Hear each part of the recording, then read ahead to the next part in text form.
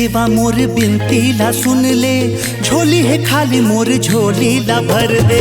गणपति देवा मोर बिनती ला सुन ले, झोली है खाली मोर झोली ला भर दे।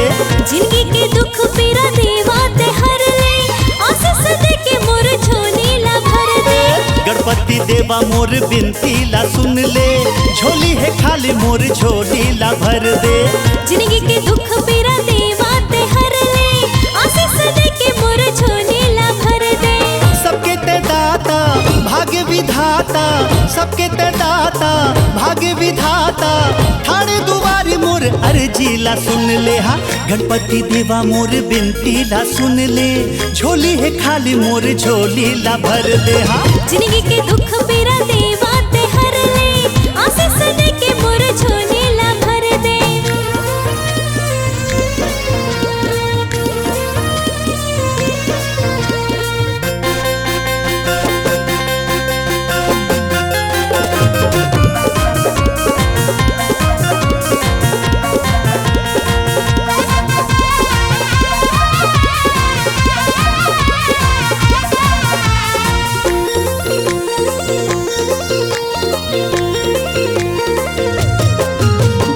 अष्ट विनायक कृपालु निधान, तोर महिमा निराली जगत माँ तोर नाम। दोनों हाथ ला जोड़े तर कर तो बंधन, टीका लागे है माथ के महके चंदन।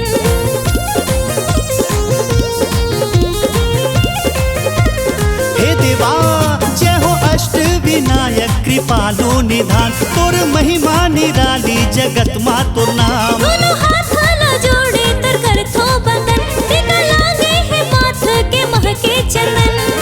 सबले तुर पहली होथे जी पूजा, तोर ले बढ़ के कोनो नहीं दूजा।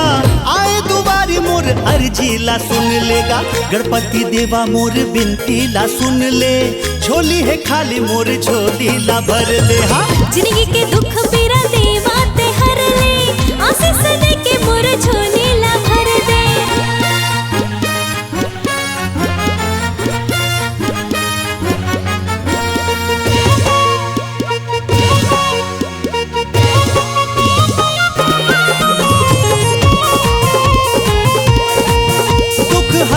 सुबेथस है गौरी नंदन, आखि तरसत है पाए बर तोरे दर्शन। सुन के गाना तर भक्ति के होगे मगन, तोरे चरणन के दासी में होगे भगवन।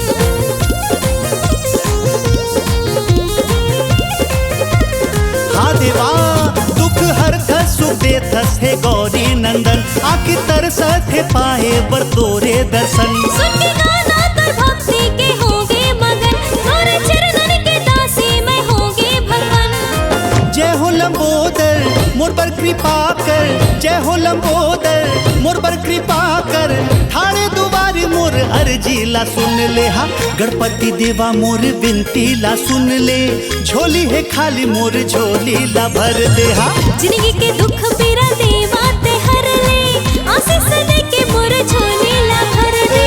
गणपति देवा मोर बिनती ला सुन ले, झोली है खाली मोर झोली ला भर दे। हाँ जिंदगी के दुख पीरा देवा ते हर ले, आशीष दे के मोर झोली ला भर दे। जय हो